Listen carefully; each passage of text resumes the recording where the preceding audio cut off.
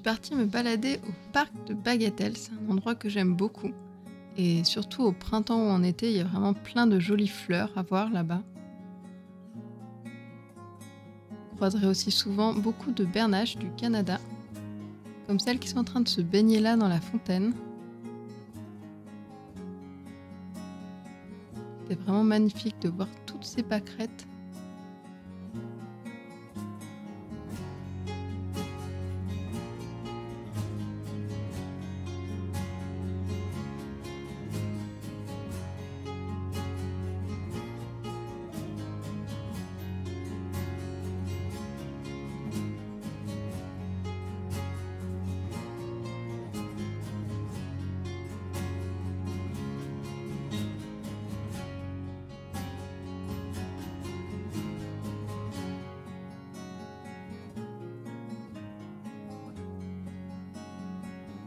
Là, c'était de la glycine, c'est vraiment tellement beau ces fleurs. En plus, ça sentait vraiment bon aussi.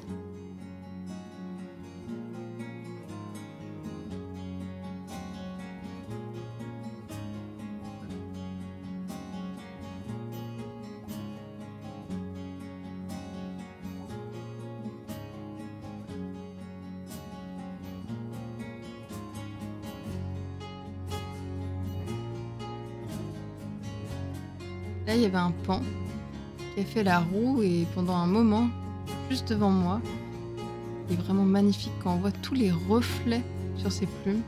C'est assez incroyable. D'ailleurs, j'ai pris quelques photos que je vous montrerai après. Je trouve ça même amusant de voir de dos quand on voit tout le détail des plumes, le duvet, les différentes couleurs de plumes qu'il a, même là, les marrons, elles sont très jolies aussi.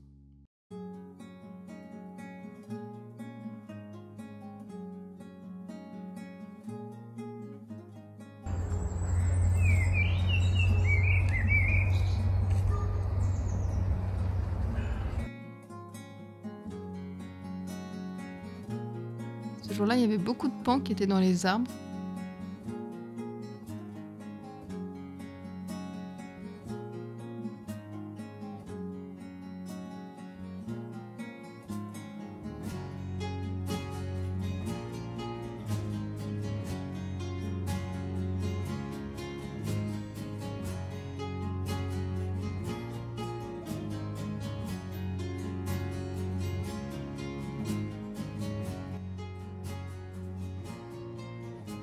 Il y avait beaucoup de jacinthes. Je trouve ça vraiment magnifique, ces petites touches de violet.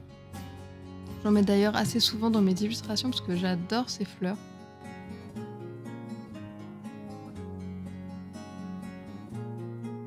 Là, il y en avait même une qui était rose. Il y avait une bernache qui était en train de couver là sur le rocher.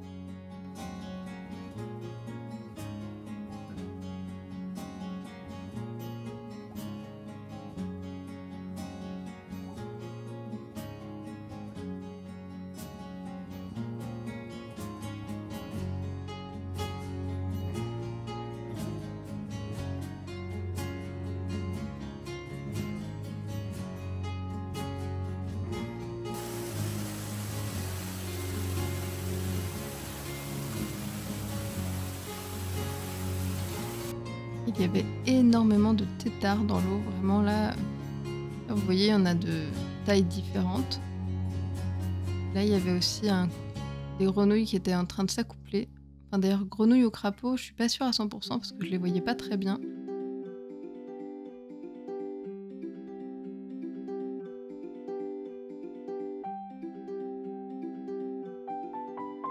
Là, il y avait une bergeronnette des ruisseaux. J'aime beaucoup le mouvement qu'elle fait avec sa queue tout le temps. C'est assez amusant de voir qu'elle, même pendant sa toilette, elle continue de bouger sa queue. C'est un oiseau vraiment très beau, tant pour sa couleur que sa silhouette.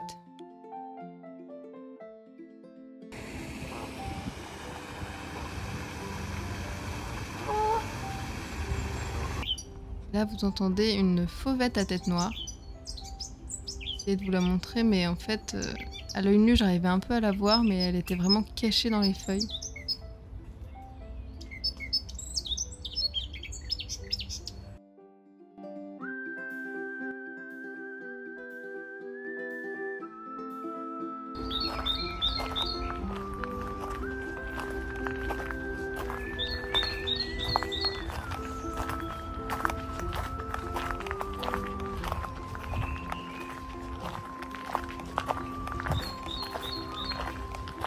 Là, il y avait une bernache qui était arrivée que j'ai d'ailleurs failli me prendre dans la tête. Vraiment, elle m'a frôlé de près en vol.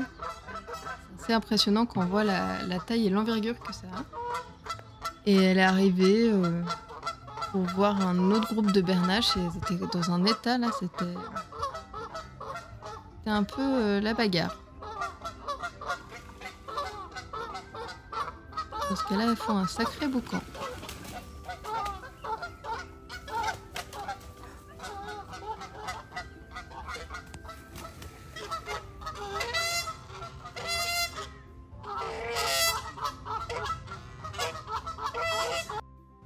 Je trouve ça magnifique là quand on voit l'eau qui glisse sur les plumes, vraiment.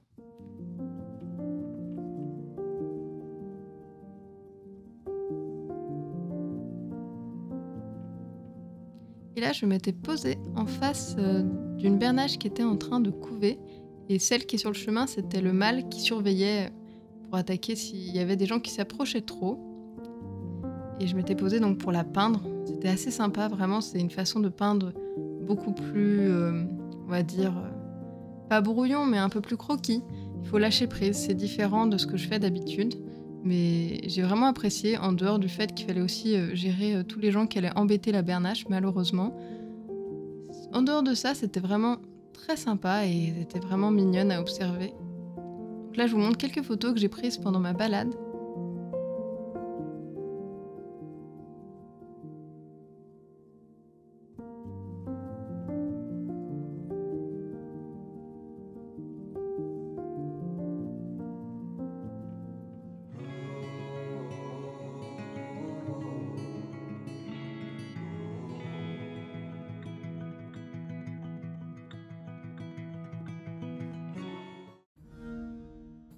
Ce jour-là, je suis partie faire une petite balade dans la forêt.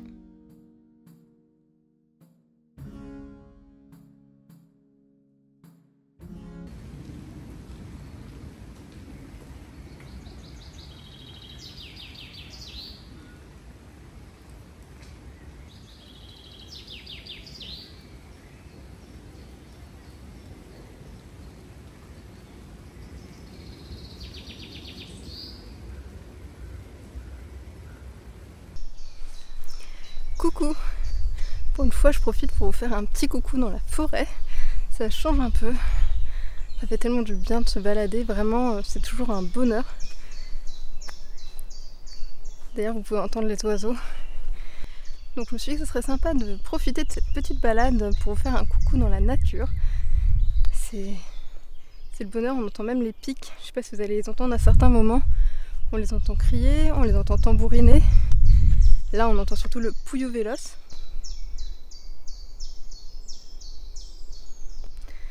On le reconnaît vraiment très facilement, le chant du pouillou véloce, je trouve. Et bon, il y a aussi beaucoup d'avions qui passent par ici, donc ça, c'est un petit peu moins fun. Donc là, vous allez l'entendre aussi, je pense. J'espère que vous allez bien.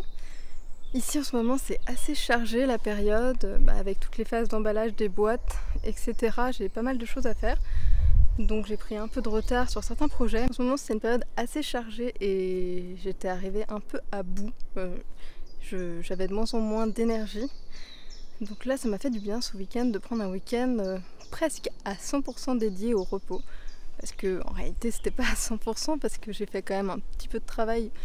Mais globalement, je me suis quand même bien reposée. Et là, aujourd'hui, là, tout de suite, dès que je vais marcher dans la nature, pour moi, c'est vraiment le ressourcement. Même si c'est une forêt, enfin c'est un petit bois, c'est le bois de Clamart, donc c'est pas une grosse forêt, donc il y a quand même beaucoup de passages, c'est pas hyper sauvage non plus. Mais au final, on voit quand même beaucoup de choses. À partir du moment où on prend le temps d'observer, on voit vraiment plein de choses et ça, c'est vraiment un bonheur. Donc je vais sûrement vous montrer un petit aperçu de cette balade et je vous souhaite une bonne journée. Je vous dis à plus tard.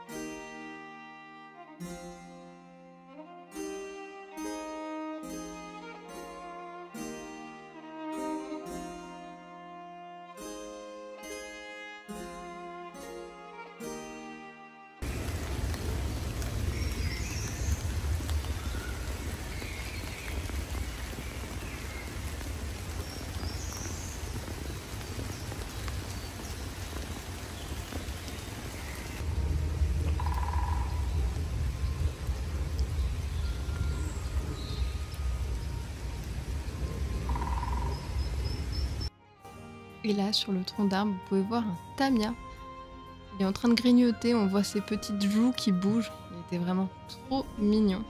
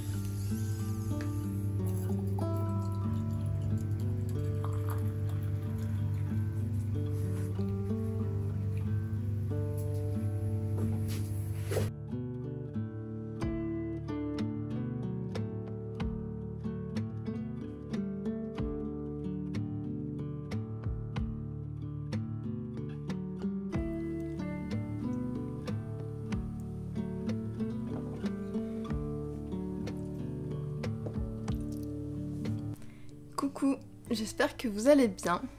Je me pose enfin pour filmer un peu, pour vous donner des nouvelles, parce qu'en ce moment c'est vraiment la course.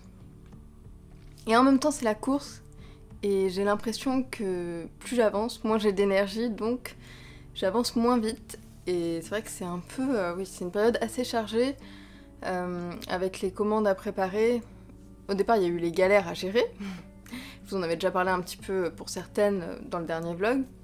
Mais après ça s'est pas arrêté, hein. Au niveau de ce projet, j'ai eu pas mal de galères qui me sont tombées dessus, au niveau des imprimeurs, au niveau de la poste, enfin plein de choses différentes. Donc du coup, ça amenait plein de charges sur l'administratif, des mails à envoyer, des coups de téléphone à faire. Et dans ce cas-là, forcément, je n'avançais pas du tout sur mes autres projets, sur mon livre. Là maintenant je rentre dans la phase plus où j'enchaîne les préparations de colis pour envoyer vos précommandes.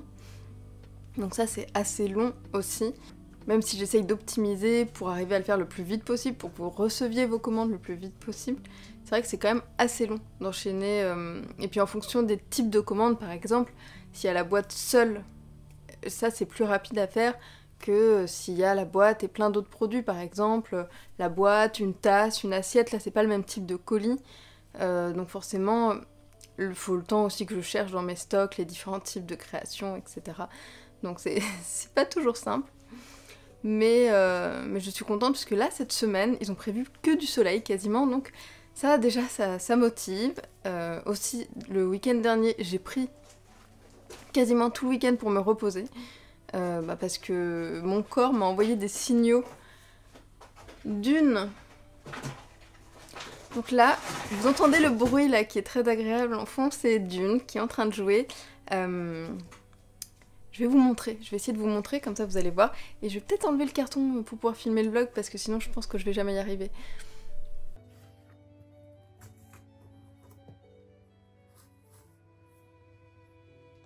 Bien sûr là, elle ne va pas dedans à faire style « Mais non, tu fais pas de bruit, regarde, je suis juste à côté du carton ». Mais en réalité, elle adore jouer dans ce carton où j'ai laissé quelques papiers. Il y a ses petits jouets, les rubans qu'elle adore. Et donc parfois, elle va aller servir toute seule. Regardez son regard. Le regarde, je vais attaquer le ruban. Oui. Et parfois, elle va aller toute seule donc chercher ses jouets, les sortir du carton ou sauter dans le carton tout à l'heure quand vous entendiez le bruit. C'est qu'elle avait sauté dedans avec tous les papiers forcément.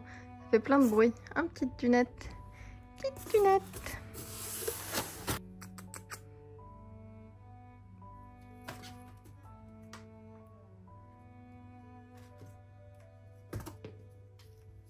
Voilà, donc après cette petite pause jeu avec Dune, je ne sais même plus ce dont je vous parlais. Hein. Oui, si, je vous disais que en fait la semaine dernière, c'est mon corps qui m'a envoyé des signaux en me disant stop là, en fait stop, stop, stop. Parce que le problème c'est que quand on est indépendant, on a vraiment du mal à trouver un équilibre, à se mettre des limites. En fait, on a envie d'avancer le plus possible sur nos projets, Souvent, en fait, il y a tellement de choses à gérer différentes, que ce soit la partie créative, administrative, recherche de fournisseurs, enfin, il y a tellement de choses qu'en fait, quand on ne travaille pas sur quelque chose, il y a autre chose à faire, enfin, il y a toujours quelque chose à faire, en fait. On pourrait ne jamais s'arrêter. Et c'est un petit peu ce que je fais parfois. Et du coup, mon corps, il m'a dit, là, c'est plus possible. J'ai senti que j'étais à la frontière là, de me déclencher une crise d'angoisse vendredi. Et en fait, moi, les crises d'angoisse, c'est pas quelque chose que je connais beaucoup parce que je suis très stressée. Mais c'était seulement il y a quelques mois que j'ai eu ma toute première crise d'angoisse. Et clairement, c'est pas fun, c'est pas agréable. Et donc, j'essaye maintenant de faire attention, d'écouter un peu les signaux que m'envoie mon corps quand il me dit vraiment là. T'essayes de faire trop, là tu dois te reposer.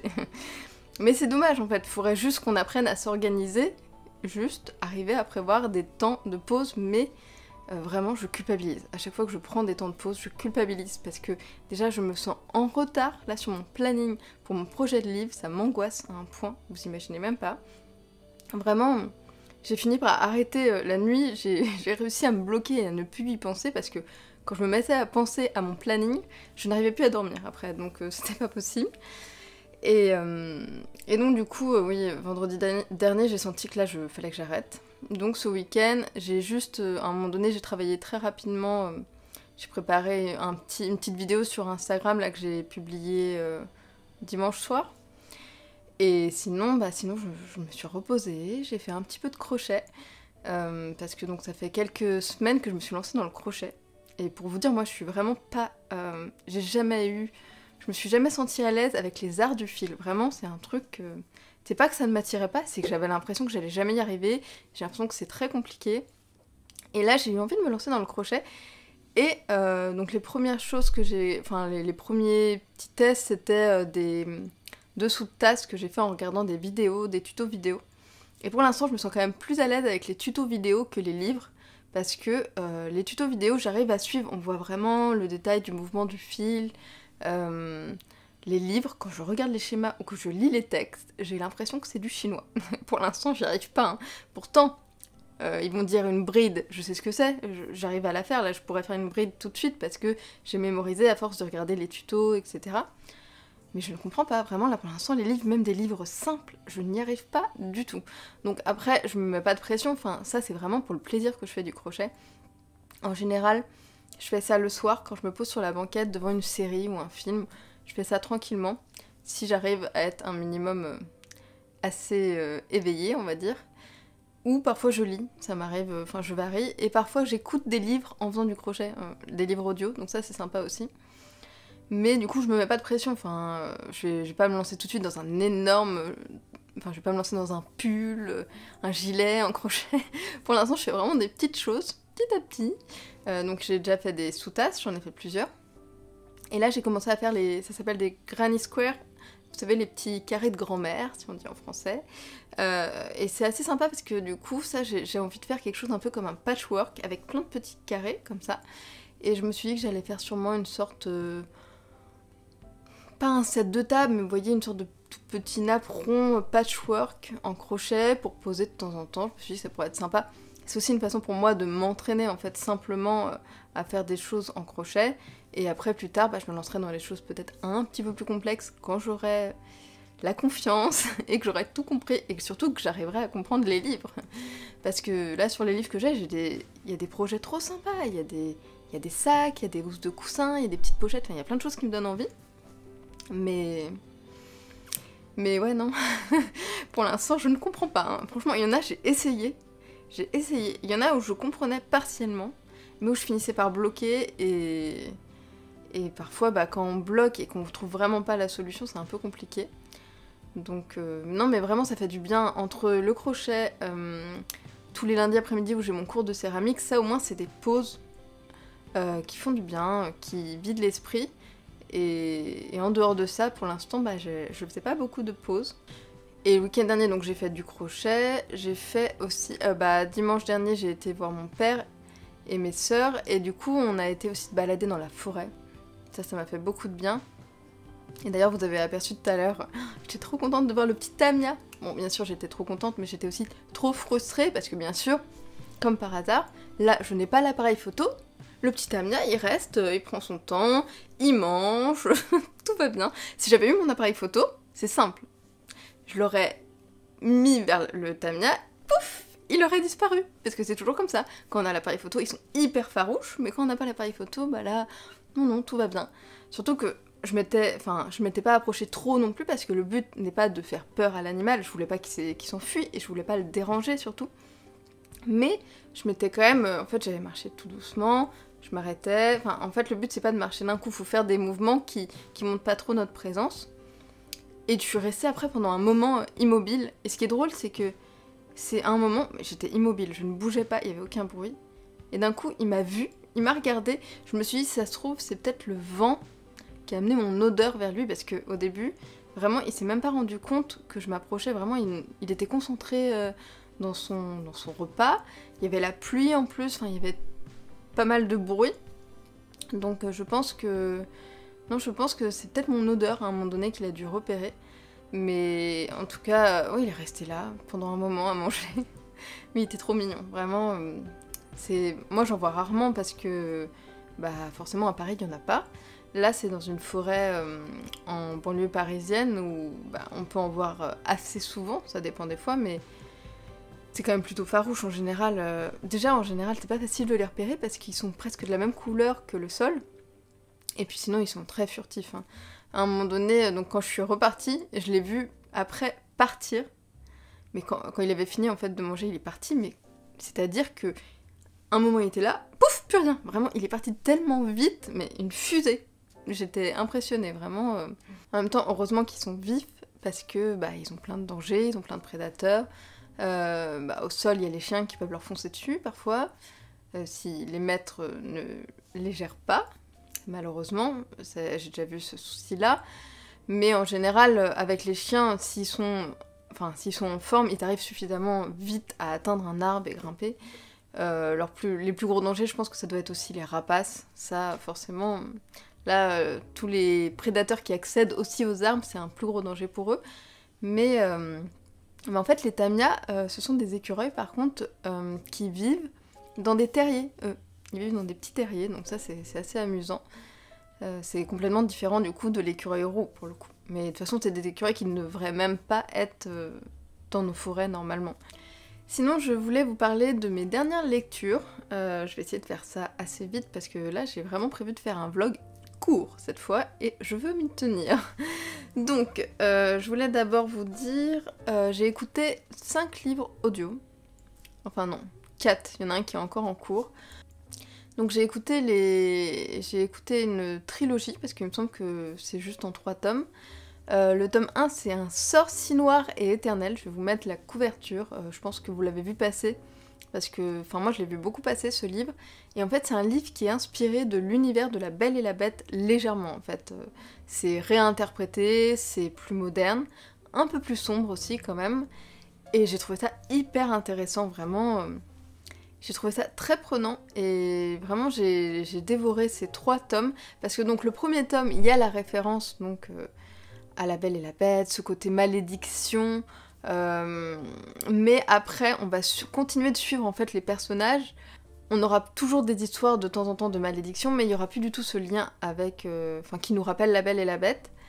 Dans les 3 tomes à chaque fois, on va suivre aussi des romances, mais en fait dans le premier tome c'est un couple, et dans le deuxième on suit un autre couple, même si on va toujours suivre les autres personnages aussi. C'est fait de façon où un chapitre on va suivre le point de vue de tel personnage, un autre chapitre on va suivre le point de vue d'un autre personnage, et alors là ce qui est hyper agréable en version audio, franchement j'ai adoré les écouter ces livres, je pense que c'est parmi les audios que j'ai préféré écouter, parce que donc il y avait plusieurs voix. Il y avait un homme qui faisait la voix donc du prince, il y avait une femme donc qui faisait la voix de la fille. Et puis ce qui est intéressant aussi dans le tome 1, c'est que la fille, le personnage principal, vient de notre monde, en fait, du monde moderne, et elle va arriver dans ce monde avec des châteaux, avec de la magie, des princes, tout ça.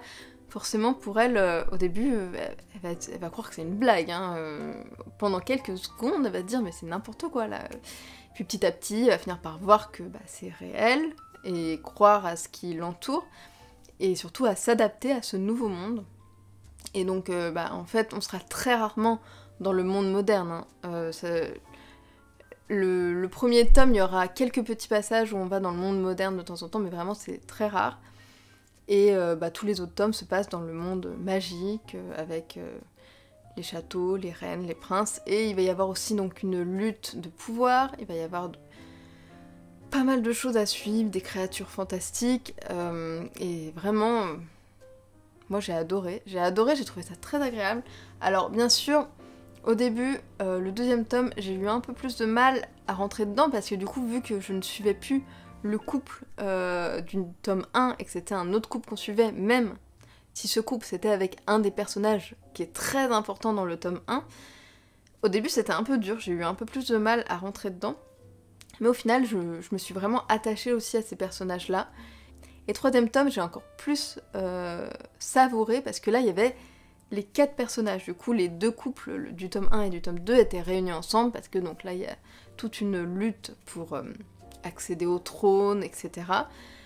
Et ce que j'aime aussi, c'est que c'est pas qu'une question de pouvoir, c'est aussi une question de relationnel, d'émotionnel aussi, de gérer ses peurs, de savoir un peu qui sont vos amis, il y a tout ce côté-là en plus. C'est pas que lié à l'amour d'un couple, il y a aussi le lien fraternel, amical. C'est vraiment très intéressant, ça j'ai bien aimé aussi au niveau de tout ce côté, plus au niveau de l'étude des personnages, ça j'ai trouvé ça vraiment intéressant. Et puis l'univers, le lieu, enfin on arrive à se projeter dedans, c'est vraiment, vraiment très sympa. Ensuite, j'ai écouté aussi en version... Là, c'était que des versions audio parce que en ce moment, je n'arrivais pas du tout à trouver le temps de lire en version papier.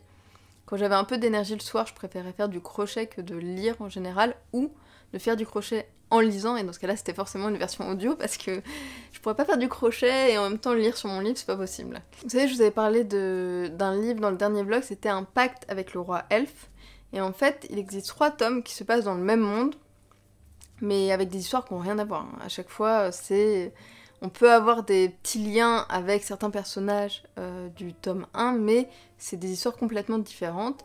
Et du coup, là, j'ai écouté le tome 2, c'était Une danse avec le prince fée. Et franchement, j'ai trouvé ça très chouette. En fait, je sais pas pourquoi je m'attendais à être déçue. Je me disais que j'allais moins l'apprécier que le premier. Et en fait, c'était une bonne surprise parce que c'était complètement différent, vraiment rien à voir. Et j'ai bien aimé, il y avait une petite référence, je trouve, c'est un peu inspiré de Cendrillon, avec le côté, la fille qui vit dans une famille où elle est très maltraitée par sa belle-mère, qui a 2 sœurs, mais dans les 2 sœurs, là, cette fois, elles sont pas toutes forcément méchantes, mais ouais, j'ai bien aimé ce petit côté, petit clin d'œil à Cendrillon, et sinon, vraiment, je l'ai trouvé très sympa aussi à lire, celui-ci. Et là d'ailleurs je suis en train de commencer en version papier cette fois. Enfin, j'essaye de relire un peu en version papier. J'essaye de commencer le tome 3. C'est avec... je me souviens plus du titre exact, mais cette fois-ci c'est avec un vampire, ça se passe, mais toujours dans le même univers, dans le même monde féerique. Pour finir avec les livres, donc j'ai aussi pris Alors ça c'est pas vraiment un livre, c'est un livre à remplir on va dire. C'est mon carnet de lecture. Je le trouvais très bien organisé en fait, c'est pour permettre de marquer un peu tous les livres qu'on lit, nos avis, les livres qu'on a en attente dans notre pile à lire, toutes ces choses-là en fait, c'est pour organiser un peu. Et d'ailleurs en remplissant la partie sur la pile à lire, je me suis rendu compte que j'en avais beaucoup à lire. On a les livres qui sont vides comme ça et on remplit tous les titres. Et là, vous voyez, c'est tous les livres que j'ai chez moi en attente de lecture. Il y a de quoi faire. Je vais vous montrer ça à plat pour que vous puissiez un peu voir les différentes parties. Il est vraiment très bien fait. C'est vraiment un gros coup de cœur. Je pense que ça va être très sympa de prendre le temps de le remplir. J'ai commencé à mettre quelques avis sur mes dernières lectures et vraiment, non, je le trouve vraiment très bien fait.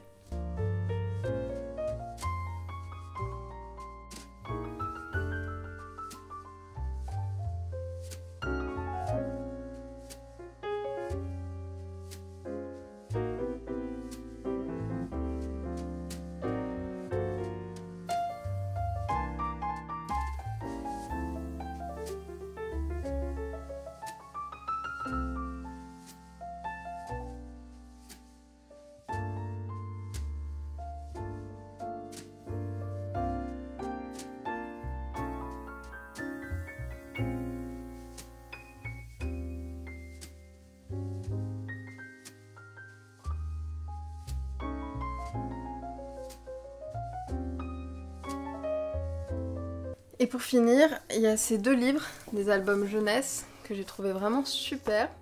Alors celui-ci, c'est dommage, je le trouve le format un peu trop grand, un peu galère à ranger quoi. Mais c'est sûr que c'est sympa d'un côté de regarder des livres en grand. Hein. Donc celui-ci, c'est un livre sur les oiseaux. Vous voyez, avec des pages comme ça, il a l'air vraiment très intéressant. J'ai pas eu encore le temps de le lire, mais j'ai déjà savouré les illustrations.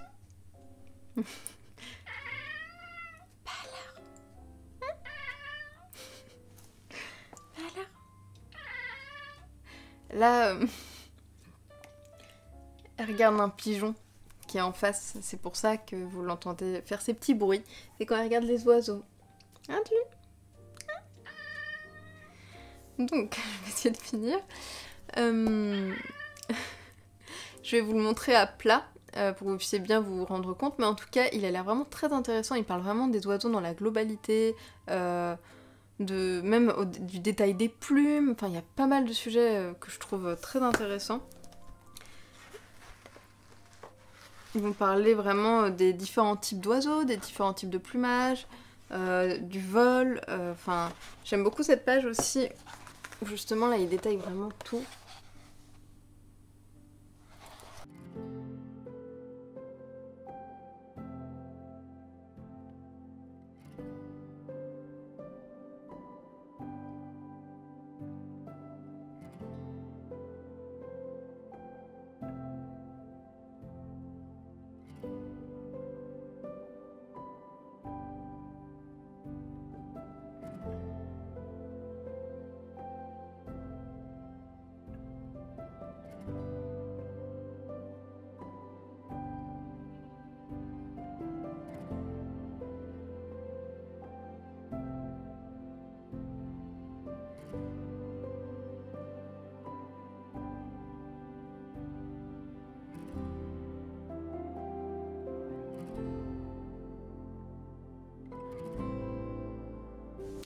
Et celui-ci, on reste un peu dans les oiseaux encore. Donc là, c'est... Donc le livre, ça commence par un œuf. On va suivre une sterne arctique. C'est un oiseau, vous voyez, c'est ça, les sternes arctiques. C'est un oiseau qui est très beau, hein. Vraiment, j'aime beaucoup leur délicatesse quand on les voit voler. Et ce livre, du coup, c'est un petit livre, vous voyez, donc là, un petit format, il n'y a pas énormément de pages, mais je le trouve assez sympa. Et donc dans ce livre, on va suivre la vie d'une sterne arctique. Donc ça commence donc par sa naissance, on va voir toute l'évolution. Et après, on va suivre, ça va faire comme un grand voyage. Les zones où elle passe, les différents pays, les difficultés qu'elle va rencontrer pendant son voyage. Et tout ça au fil des mois, parce que vous voyez, à chaque fois, il y a marqué les différents mois. Et après, la rencontre, et la vie recommence forcément. Et ce qui est chouette, c'est à la fin... il y a une zone là qui se déplie, qui est assez sympa, mais ça je vais vous le montrer à plat parce que là je ne saurais pas vous le montrer et j'ai peur d'abîmer le livre. Mais je le trouvais très joli et les illustrations je les trouvais très sympas aussi. Donc je vais vous montrer ça mieux.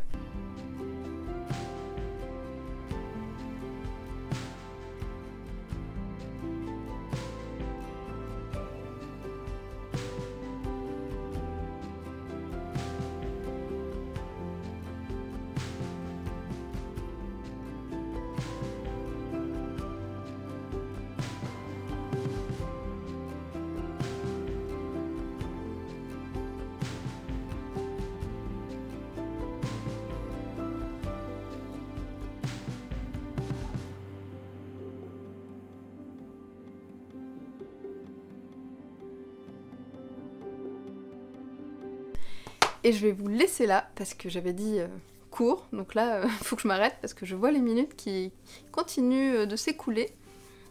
Je vous souhaite une très belle journée, j'espère que vous avez passé un bon moment pendant ce vlog, même si c'était un vlog un peu plus court.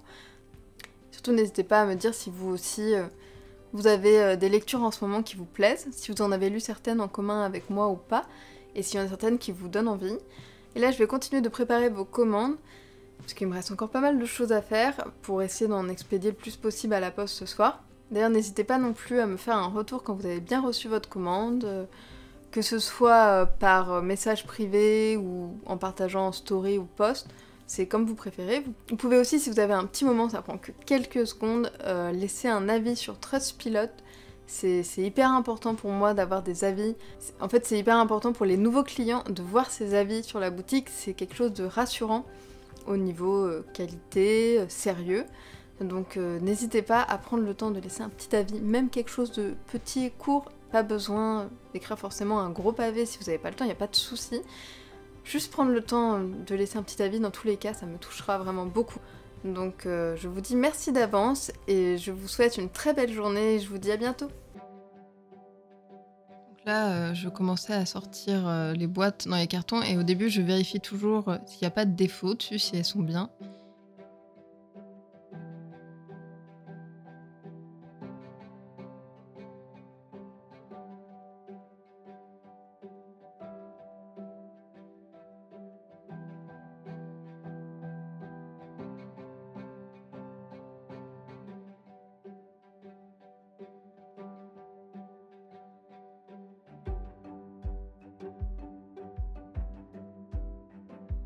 Ensuite, j'ai fait un mini câlin à Shadow parce qu'il attendait que je m'occupe de lui depuis un petit moment.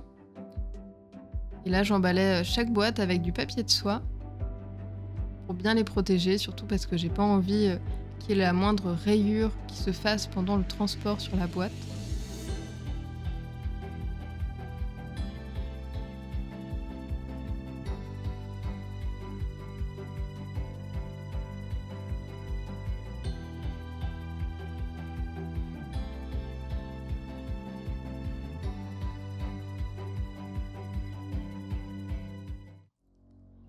Ce jour-là, je suis partie faire une petite balade pour observer les oiseaux avec des amis photographes. Et c'était vraiment sympa. Là, vous pouvez voir un faucon cresserelle en train de voler. C'est vraiment très beau de les observer comme ça en vol. Et il était en train d'essayer de trouver de la nourriture pour ramener ensuite à la femelle qui était en train de couver. C'était vraiment passionnant à observer.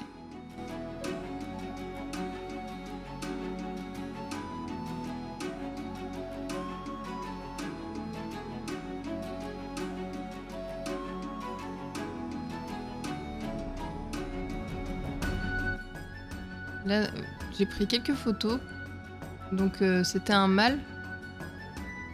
On peut bien le reconnaître grâce à la tête grise. Et j'ai aussi aperçu des étourneaux sansonnets.